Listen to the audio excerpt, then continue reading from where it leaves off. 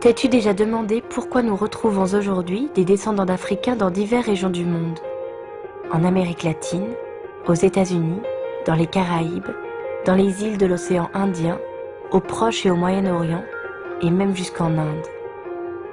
En dehors des premières migrations humaines volontaires qui partirent il y a plus de 100 000 ans de l'Afrique, continent des origines, pour peupler le reste du globe, la réponse nous renvoie à une histoire douloureuse, dont les conséquences continuent aujourd'hui encore de peser sur l'image que beaucoup se font des Africains et leurs descendants dans le monde. L'esclavage est une institution universelle, c'est-à-dire qu'il a existé sous des formes variées dans de nombreuses cultures et de nombreuses sociétés.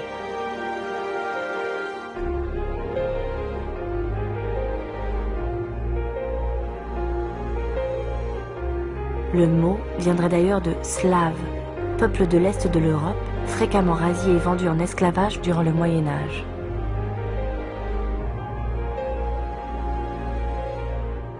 Mais aujourd'hui, lorsque les gens parlent d'esclavage, la plupart pensent aux Africains de l'Afrique subsaharienne et à leurs descendants réduits en esclavage dans différentes régions du monde.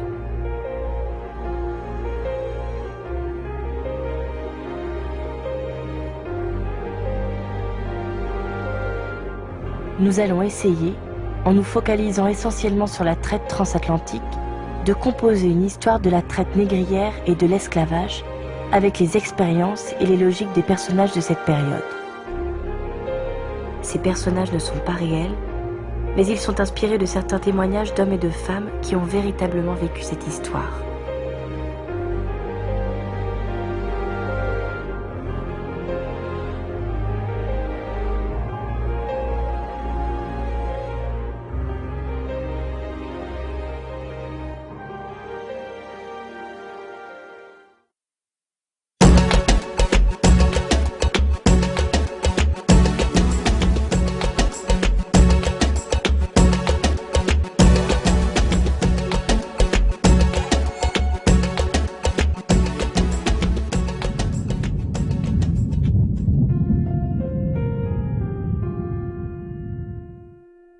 Monsieur Brooks est un négrier important de la ville de Liverpool. Il va nous expliquer les raisons qui l'ont amené à se lancer dans le commerce des êtres humains.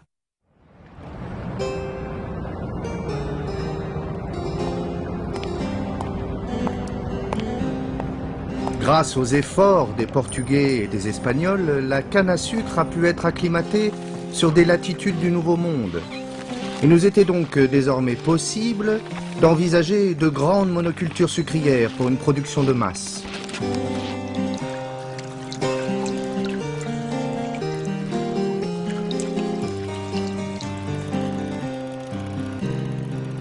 Les grandes familles européennes s'enthousiasmaient pour le sucre. Seul le prix trop élevé freinait encore les bourses les plus modestes. Il nous fallait à tout prix baisser au maximum le coût de production. Nous avions dans le Nouveau Monde la terre et le climat propices pour une exploitation massive de la canne à sucre. Mais cette culture demandait une main-d'œuvre considérable.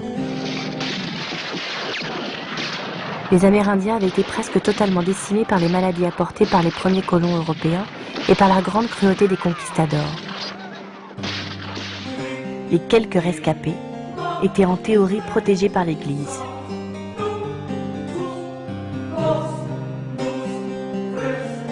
Les colons ne pouvaient donc plus les exploiter de la manière la plus rentable pour leur commerce. Ces contrées lointaines que beaucoup s'imaginaient remplies de cannibales inspiraient une grande peur pour beaucoup d'Européens.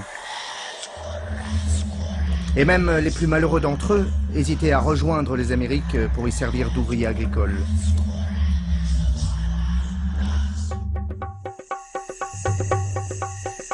Nous décidâmes alors de nous tourner vers le continent noir. Nous avions depuis longtemps déjà de bonnes relations commerciales avec certains rois africains et quelques grands marchands avec lesquels nous traitions essentiellement pour l'or, l'ivoire et les épices. Nous avions, au fur et à mesure, avec leur autorisation, installé quelques forts à des points stratégiques tout au long de la côte atlantique, afin de protéger nos négociants, nos marchandises et les équipages des navires. Ces forts furent plus utiles encore pour le développement du commerce des esclaves. Les grandes puissances maritimes européennes d'alors, le Portugal, l'Angleterre, l'Espagne, les Pays-Bas, la France ou encore le Danemark, se lancèrent à partir du XVIe siècle dans ce commerce lucratif. Les bateaux quittaient les ports européens remplis d'armes à feu, d'étoffes précieuses, d'eau de vie et d'autres produits de luxe. Ces biens étaient ensuite échangés sur les côtes africaines contre des hommes et des femmes réduits en captivité. Ces captifs étaient ensuite vendus dans le Nouveau Monde et transformés en esclaves par la violence. Ces bateaux s'approvisionnaient ensuite dans les Caraïbes et le long de la côte atlantique de l'Amérique du Nord, avant de repartir pour l'Europe chargés de sucre, de café, de coton, de cacao, de métaux précieux. D'autres bateaux pratiquaient ce commerce en reliant directement l'Afrique aux Amériques, et principalement le Brésil. Marchands, négociants, banquiers, assureurs et armateurs dégageaient d'immenses profits. C'est cette même logique économique que l'on retrouve dès le VIe siècle jusqu'au début du XXe siècle, au cœur de la traite dans le monde arabo-musulman.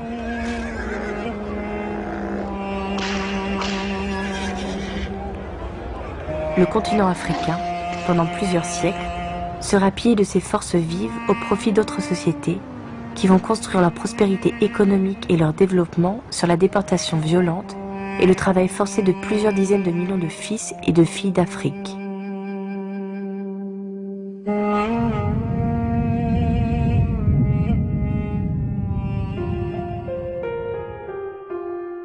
Moussa attendait avec impatience son initiation. Il allait enfin devenir un homme, le plus grand des chasseurs parmi les bédiques, apprendre les secrets de la forêt, le secret des animaux. Mais Moussa ne fut jamais initié. On ne m'avait rien dit, mais je me doutais bien que quelque chose se tramait. On en avait discuté avec Toumani, mon meilleur ami. On en était presque sûr. On allait enfin être initiés, devenir de grands guerriers intrépides. Tout le monde s'affairait dans le village. Il y avait des préparatifs plus grands encore que ceux de la dernière fête de la récolte. Seul mon père paraissait soucieux. On lui avait rapporté que des chasseurs d'hommes avaient été aperçus à proximité de notre village. À l'aube, je fus réveillé par un grand fracas. Partout c'était la panique, des hurlements et des coups de feu. Notre village était attaqué. Nos guerriers et leurs lances ne pouvaient rien contre ces hommes équipés d'armes à feu. Même Sidiki, le plus fort de tous les guerriers, fut capturé comme une bête sauvage.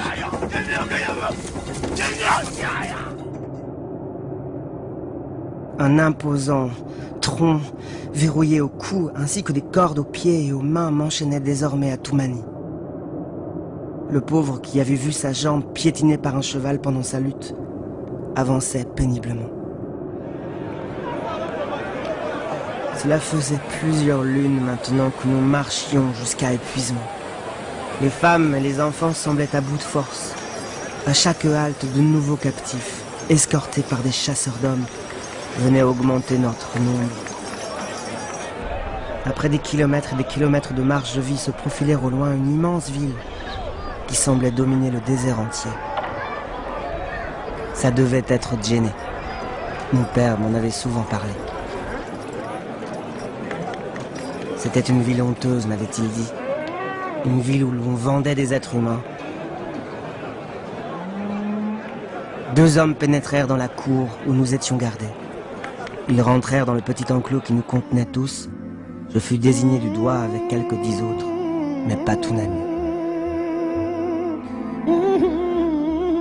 Moussa traversera le désert et sera vendu à un marchand arabe. Il sera alors castré pour être vendu plus cher comme eunuque.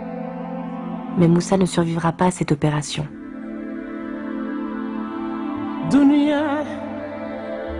La traite dans le monde arabo-musulman, en plus des routes du désert, empruntera aussi des routes maritimes, en passant par la mer Rouge, l'océan Indien et la Méditerranée.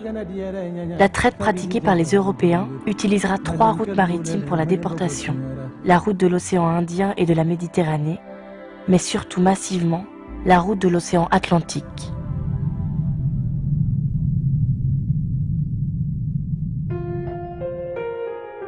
Lala vient du royaume Congo. Elle a été enlevée par des chasseurs d'hommes alors qu'elle allait chercher du bois pour préparer le dîner. elle nous raconte quelques moments de sa traversée à la manière d'un carnet de bord. L'embarquement. On nous sortit de nos cellules sombres et humides dans lesquelles nous étions entassés depuis plusieurs semaines. Chargés sur des pirogues, nous rejoignirent un des gigantesques bateaux que nous voyions au large du fort. Je n'avais jamais rien vu de semblable. D'autres hommes blancs nous y attendaient. Un blanc au visage déchiré par une longue cicatrice me tira par le bras et me poussa violemment sur le bateau. Nous étions tous effrayés. Des cris et du sang venaient répondre aux coups de fouet incessants. Nous fûmes ensuite précipités dans les cales lugubres du bateau, hommes d'un côté et femmes et enfants de l'autre. Premier jour de traversée. Nos corps étaient compressés les uns contre les autres. Nos entraves solidement arrimées à la structure du bateau ne toléraient presque aucun mouvement. Je respirais difficilement. Quand les mouvements irréguliers du bateau nous levaient le cœur, nous vomissions là, sur nous, ou sur celle à côté de nous. Une odeur abjecte, mélange de vomi, d'excréments, de sueur se répandait dans toute la cale. Deuxième jour de traversée. Je suis brutalement arrachée à mes chaînes avec quelques autres filles. Une fois sur le pont, 3 blancs nous jetèrent des seaux d'eau de mer à la figure. Ils recommencèrent plusieurs fois. On me frotta ensuite avec un tissu sale, puis on me précipita dans la cabine de celui qui paraissait être leur chef.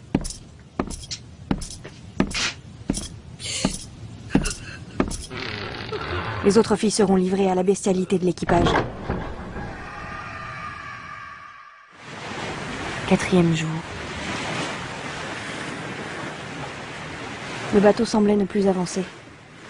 Nous restâmes immobiles plusieurs jours, pour ne repartir que lorsque quelques autres noirs furent embarqués sur le bateau, dans les mêmes conditions que nous.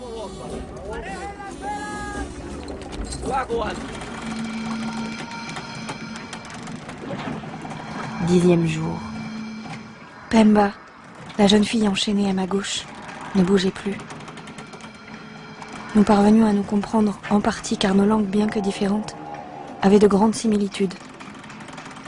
Je l'appelais, mais elle ne répondait plus. Le blanc avec la cicatrice vint la détacher, traîna son corps pour le jeter dans l'océan. Les conditions d'hygiène malsaines sur les navires ont souvent déclenché d'importantes épidémies, qui rendaient la traversée encore plus difficile pour les Africains déportés. 17e jour de traversée. Une fois par jour, il nous conduisait sur le pont pour nous y faire danser à coups de fouet. Ce jour-là, il nous avait soigneusement alignés et nous avait obligés à regarder une scène terrible. Cet homme, qui avait voulu se jeter dans l'océan, était fouetté ignoblement devant nous tous.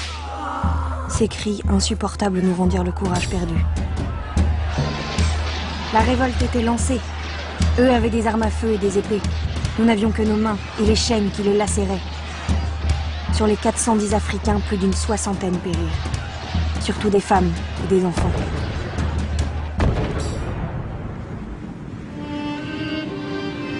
Nous avions gagné. Mais nous ne savions pas conduire cet immense bateau. Nous ne pouvions pas rentrer chez nous. Nous restâmes ainsi à la dérive plus de 15 jours, attendant la fin des rations d'eau et de nourriture, espérant secrètement poindre notre Afrique à l'horizon. Mais l'Afrique ne vint jamais, nulle terre d'ailleurs. Mourir, mais mourir libre, voilà ce que nous avions gagné.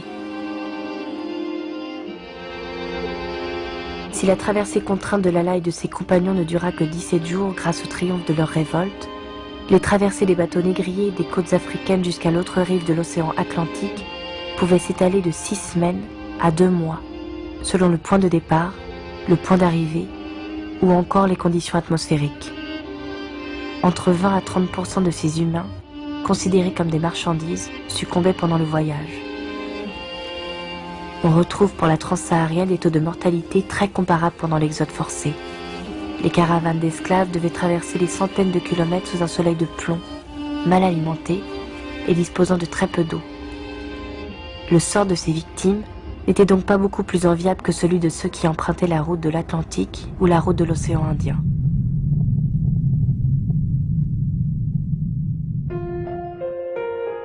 Monsieur Massé est un colon de l'île Bourbon. Sa plantation produit de la canne à sucre et du café avec d'excellents rendements.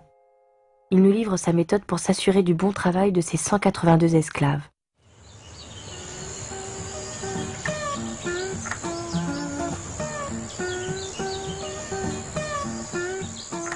Que nous produisions du café, de la canne à sucre ou toute autre denrée, la fortune de nos colonies reposait en une formule simple. Le travail forcé des esclaves.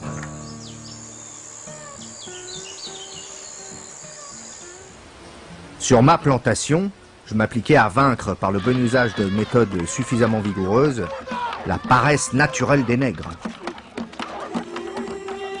C'est pour justifier cette exploitation que le concept de hiérarchie de race sera utilisé. L'infériorisation des Africains servira à légitimer leur mise en esclavage et l'usage d'une violence physique et psychologique quotidienne pour les maintenir dans cet état et briser leur résistance. Dès leur arrivée sur l'île, les esclaves étaient exposés sur des marchés. Nous connaissions bien les ruses des négriers afin de nous faire paraître les nègres malades en bonnes conditions. Nous n'étions donc pas dupes et tâtions la marchandise comme il le fallait, malgré l'huile qui recouvrait leur corps. Nous leur palpions les bras, les jambes afin de contrôler leur vigueur. Nous examinions aussi leur dentition pour évaluer leur âge, etc.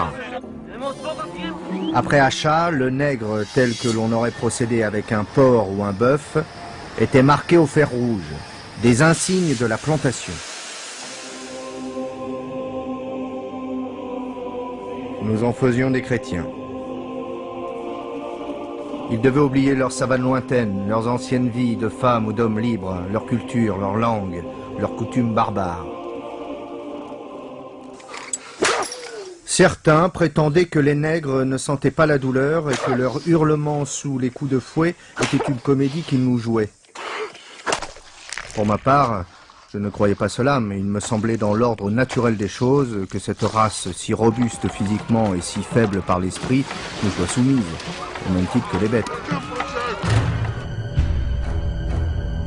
Le statut juridique des esclaves, tel que défini par des textes comme le Code noir, le Código Negro ou encore le Code des Barbades par exemple, les assimilait à des biens meubles, des choses dont le maître pouvait entièrement disposer, pouvant même s'il trouvait la punition adaptée, les mettre à mort. Ce texte était bien trop libéral, et nous devions sur nos plantations faire preuve de bien plus de fermeté. J'exigeais ainsi que lors de chaque punition sur ma plantation, les autres esclaves soient présents, afin que si un seul sentait la déchirure du fouet sur sa peau, tous ressentent psychologiquement la terreur du maître et les conséquences terribles de ses colères. Les punitions, 20 coups de fouet, marqués d'une fleur de lys, couper un jarret, pendre par les côtes, fouetter jusqu'à ce que mort s'ensuive. Tout cela me rendait à leurs yeux le plus monstrueux et le plus redoutable des hommes. Et lorsque j'en envoyais un au cachot, je pouvais presque voir dans ses yeux le soulagement, l'envie presque de me remercier de ne le condamner qu'à la faim, la soif et l'obscurité totale des jours durant. Et c'est par cette terreur que j'inspirais à mes esclaves que ma plantation faisait figure d'exemple et que mes rendements étaient parmi les plus avantageux de l'île. Tout ce long travail fut anéanti lors de la révolte de Saint-Leu, soirée durant laquelle ma plantation fut entièrement détruite par mes esclaves.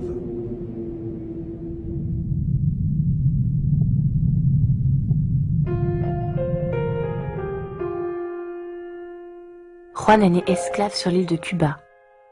Sa mère a été vendue. Son père, qui avait essayé à plusieurs reprises de s'enfuir, avait été pendu devant lui.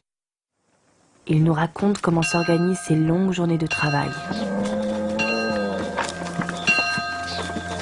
Chaque matin, sauf le dimanche, la cloche sonnait à 6 heures. Une longue marche jusqu'au champ nous attendait. C'est ainsi que démarrait ma journée. comme celle de la plupart des esclaves de la plantation. Il fallait se courber, tirer vers soi la tige de la canne pour ensuite y mettre 2 ou 3 grands coups de machette. Pour les grands, un seul coup suffisait. La canne coupée, il fallait dégager le feuillage, de nouveau quelques coups de machette. Nous faisions ça toute la journée. Je pouvais sentir sur ma peau la morsure du soleil. C'était un travail vraiment très fatigant. Je comprends mieux pourquoi mon père avait toujours marronné. Il me disait que le maître nous faisait travailler comme des bêtes. De ne jamais oublier que j'étais un homme, et pas une bête des champs, née pour la canne, le café ou le coton. Parfois, le commandeur me demandait d'aller décharger les chariots remplis de cannes et de remplir le broyeur. Il fallait être très fort pour faire fonctionner cette machine et bien retirer tout le jus de canne. Les hommes tournaient inlassablement autour de cette machine pour vider les cannes de leurs dernières gouttes. Puis il fallait à chaque fois recommencer et toujours ne laisser aucune goutte.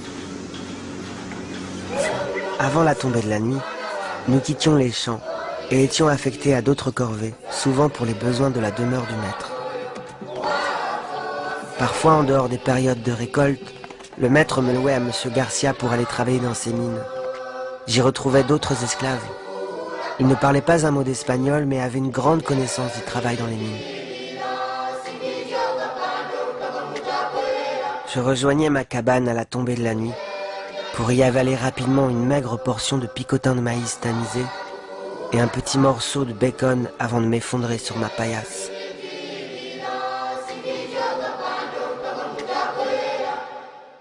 Si Juan travaille comme la majorité des esclaves dans les plantations, certains autres sont affectés à des tâches domestiques pour la maison du maître. Parfois, j'accompagnais Calo à la rivière pour nettoyer les chevaux. Calo était un cocher, le cocher du maître.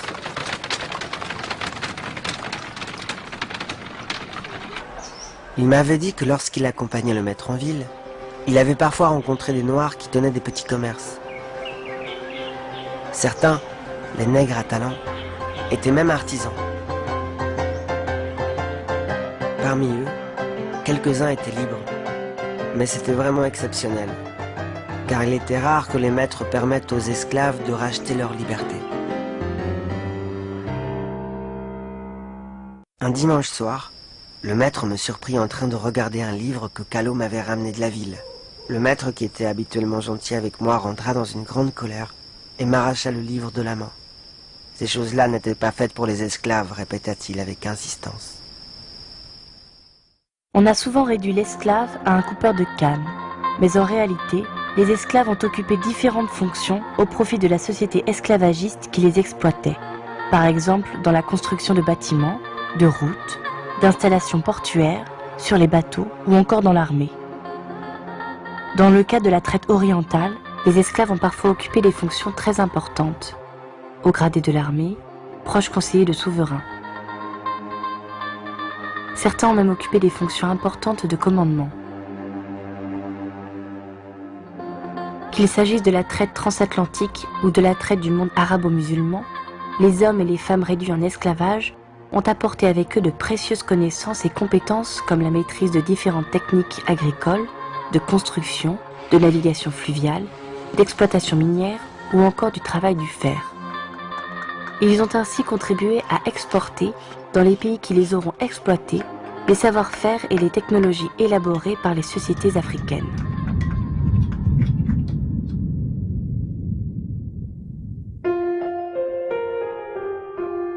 Nani vient de l'Empire Ashanti. Enfant, elle a été enlevée, vendue puis déportée dans les Antilles anglaises. Fuir. Voilà ce qu'a été son unique obsession depuis son arrivée sur cette île. Rejoindre les montagnes bleues, synonyme de marronnage, synonyme de liberté. Cela faisait plusieurs mois que nous étions résolus à fuir la plantation. L'occasion se présenta lorsque le commandeur se mit à fouetter une femme enceinte. Mon frère se jeta alors sur lui pour finalement l'assommer d'un coup de poing. d'autres esclaves décidèrent de gagner leur liberté et de marronner avec nous. Lors de l'évasion, notre groupe avait dû se séparer pour brouiller les pistes de nos poursuivants. Nous savions que les colons blancs, leurs molosses et une partie de l'armée installée sur l'île nous traquaient.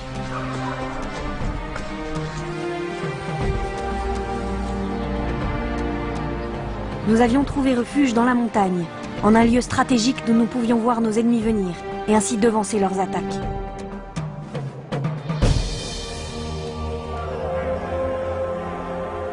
Notre communauté s'était progressivement organisée et structurée. Nous vivions de nos récoltes, de l'élevage, de la chasse ou de la cueillette. Mais nous n'avions pas pour autant oublié nos malheureux compagnons asservis dans les plantations. Parfois, nous leur fournissions du poison pour se libérer d'un maître ou d'un commandeur autoritaire et même sadique. Mais le plus souvent, nous organisions des raids réguliers contre les planteurs, brûlant leurs récoltes et leurs champs, volant leur bétail, et chaque fois que c'était possible, libérant les esclaves et les prenant sous notre protection. Et les nombreuses défaites que nous avions infligées à l'armée anglaise obligea l'Angleterre à signer, avec nous, un traité de paix qui reconnaissait notre liberté et l'autonomie de nos terres. Affaiblis par les révoltes à répétition, mais aussi par le travail des abolitionnistes et par la grande popularité de certains leaders de ce mouvement, comme William Wilberforce en Angleterre, Victor Schœlcher en France, Frédéric Douglass ou Harriet Tubman pour les États-Unis, Joaquim Nabuco au Brésil, les États esclavagistes finirent par abolir l'esclavage les uns après les autres. Au lendemain de l'abolition de l'esclavage, les propriétaires d'esclaves ont été dans certains cas dédommagés par les pouvoirs publics pour la perte de leurs biens. Mais en aucun cas, les esclaves qui avaient été les seules victimes de ce système ne percevront de compensation. Ce sont ces révoltes, nombreuses, répétées, de plus en plus organisées, qui contribueront en partie à la suppression progressive de l'esclavage. Depuis 1791, la grande révolte des esclaves de Saint-Domingue, jusqu'en 1888, l'abolition de l'esclavage au Brésil. Enfin libre. C'est d'un combat quotidien, pendant plus de 400 ans, dont ces personnes réduites en esclavage avaient triomphé. Des villages africains, au cale des bateaux, jusque dans les plantations, ces hommes et ces femmes ne cessèrent jamais de se révolter, de s'insurger contre le sort inhumain qui leur avait été fait.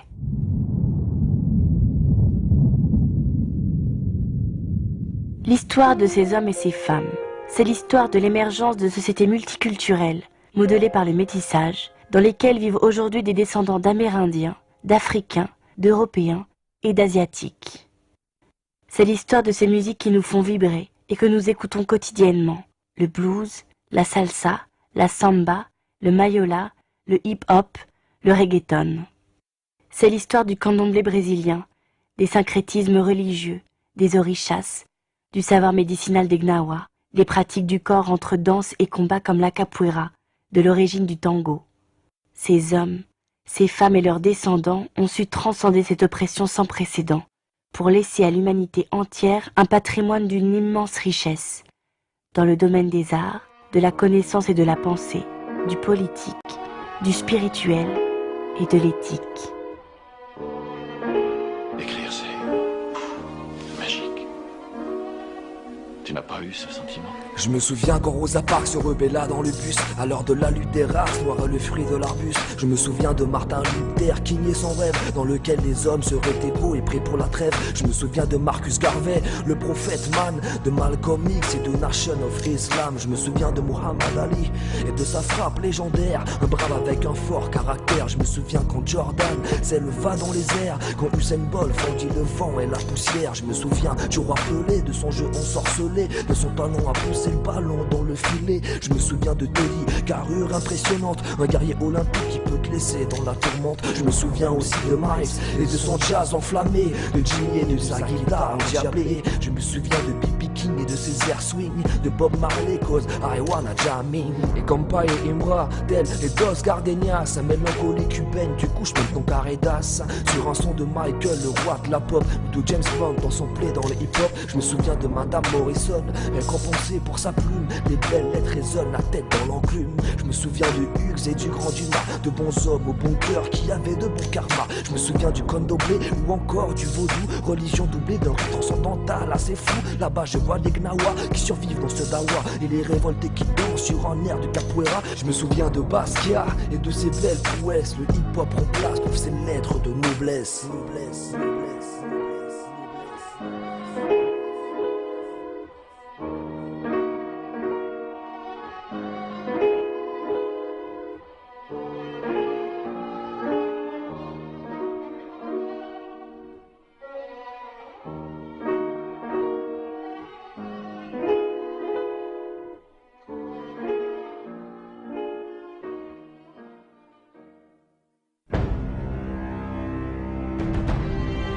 Ces esclaves ont triomphé d'une longue oppression.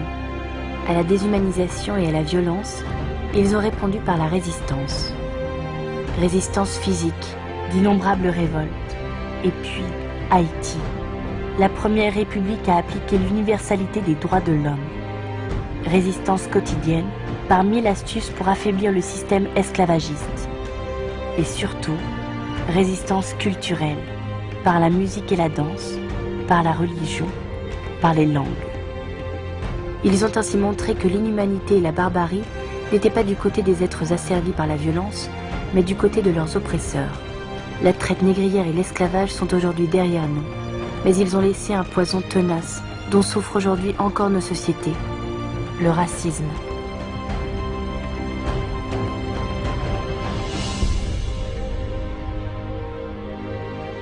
Depuis 2001, la traite négrière et l'esclavage sont reconnus comme un crime contre l'humanité par le droit international. Mais est-ce pour autant que l'esclavage a totalement disparu? N'a-t-il pas pris d'autres formes, moins avouées, mais faisant toujours de certains êtres humains la propriété d'autres êtres humains?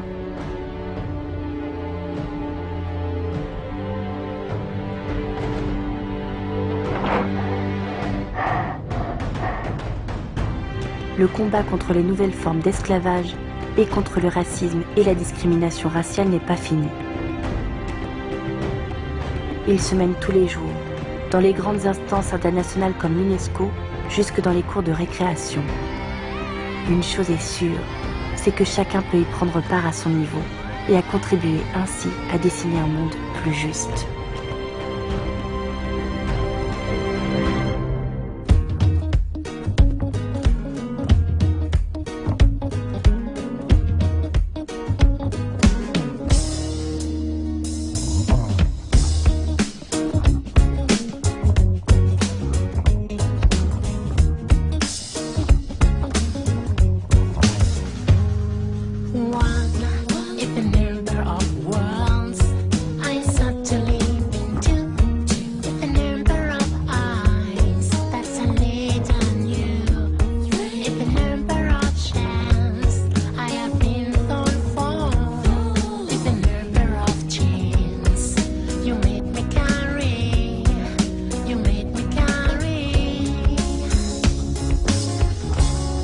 It's enough, let me